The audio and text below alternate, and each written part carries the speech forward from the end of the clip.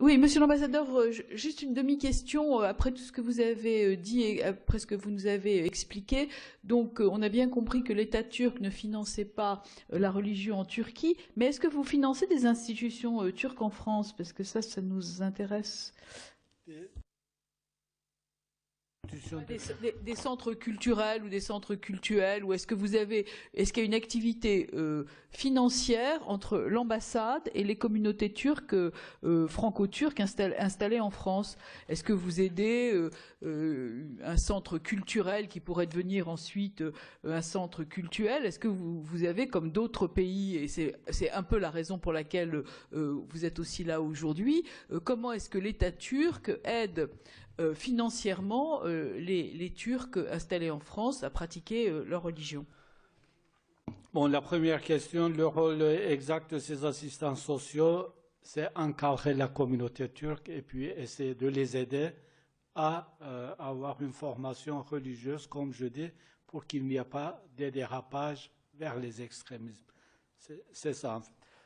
Le rôle est très bien défini. Parfois, bon, il faut qu'ils encadrent, même en dehors des mosquées, ces gens-là, et leur donner la culture de notre religion pour l'encadrement. À l'université de Strasbourg, bien sûr, bon, je ne suis pas un professeur, mais sûrement il y a les cours de l'histoire des religions, mais je ne pense pas que l'université de Strasbourg est faite pour enseigner la religion chrétienne, mais on doit également expliquer ce que sont les autres religions. Je sais qu'en Turquie, ils ont ça dans le cadre de l'histoire de la religion.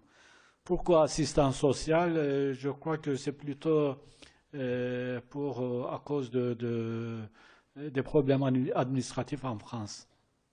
C'est pas comme c'est un pays laïque, on les appelle des assistants sociaux. Et également, ils ont également ce devoir social. Alors, quand on dit la Turquie aujourd'hui un peu moins laïque et plus musulman, je ne vois pas le rapport parce qu'on peut être laïque et musulman. C'est comme si on disait aujourd'hui en France, les Français sont devenus plus catholiques que laïcs. La laïcité n'a rien à voir avec la religion. Je veux dire, vous pouvez être un jésuite extrémiste et être laïque. Donc, je pense pas que... je pense que pour pas qu'il y ait un dérapage, je sais le fond de la question, enfin, je veux dire l'idée qui est derrière, mais il n'y a pas. Mais les Turcs sont beaucoup plus aujourd'hui en paix avec leur religion, comme en Europe ou en Russie après la chute de l'Union soviétique. Et malheureusement, la religion est à nouveau devenue une valeur politique dans tous les pays, ce qui exprime parfois la montée de l'extrême droite dans certains pays. Deuxième question, islam de France et islam en France. Écoutez, bon, ça, c'est pas de mon ressort. Je sais pas, je suis pas un théologien. Je sais pas si on peut parler. Je sais qu'il y a un seul islam. Je sais pas ce que c'est qu'islam de France et islam en France. C'est plutôt de la compétence des autorités françaises. Les différences entre les communautés. Vous ne pouvez pas éviter ce genre de différence entre les communautés, même parmi les concitoyens d'origine turque, enfin les citoyens d'origine turque, ils s'organisent parfois en fonction des régions où ils arrivent, c'est-à-dire les gens de Trabzon ont un café pour eux, une association, les gens de Gaziantep en ont une autre. Donc je pense que ça doit être quelque chose de social et il faut peut-être demander à un sociologue, mais c'est vrai que sur le terrain, il y a ces différences communautaires. Pour les mélanges, sûrement, je ne sais pas si c'est une question durable, sûrement à l'avenir, ils peuvent se mélanger après peut-être quatrième, cinquième génération. Alors, quelle est la formation, les places des femmes turques et les reconnaissances des femmes turques? C'est comme les hommes. Je peux vous dire qu'aujourd'hui, par exemple, au ministère des Affaires étrangères, il y a plus de collègues féminin que masculin, et surtout dans les secteurs des finances et parmi les PDG en France, en Turquie, il y en a beaucoup plus de jeunes femmes turques qu'en France. D'ailleurs, j'ai lu dernièrement que dans le CAC 40, il n'y avait pas beaucoup de femmes PDG, mais en Turquie, parmi les cas, le PDG de la deuxième plus grande holding est une femme, et de la cinquième aussi, et parmi les 30 ou 40 plus grandes holdings, je pense qu'il doit y avoir au moins une dizaine ou une douzaine de femmes qui sont PDG. Donc, je ne pense pas qu'il y ait une discrimination comme vous l'imaginez parfois dans vos têtes. Les femmes, par tradition d'ailleurs, ont toujours occupé une place importante dans la société, et surtout à la maison. Je peux vous en témoigner personnellement. Alors, les 6 milliards d'euros pour les réfugiés, écoutez, madame, nous, jusqu'à aujourd'hui, nous avons dépensé 1,5 de notre PIB pour ces réfugiés, qui sont 3 millions en Turquie.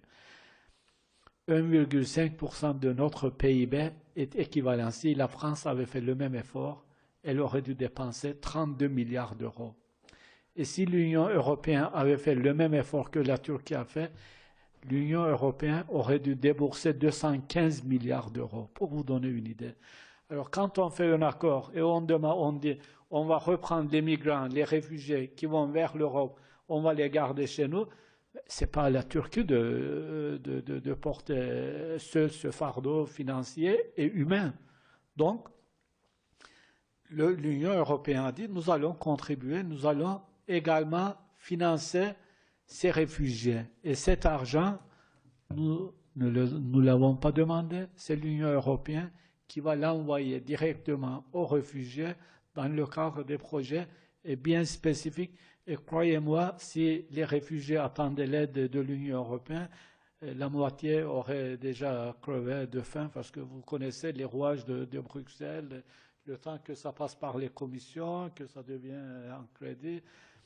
Et la première partie de ces 3 milliards d'euros, il n'y a pas encore une seule centime qui est venue aux réfugiés en Turquie. Alors, les activités financières, un centre culturel, non.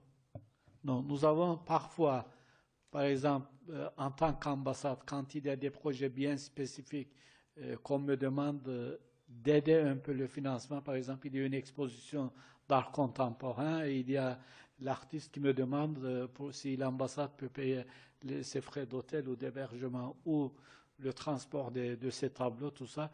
Il y a des aides de ce type, mais les associations, jamais.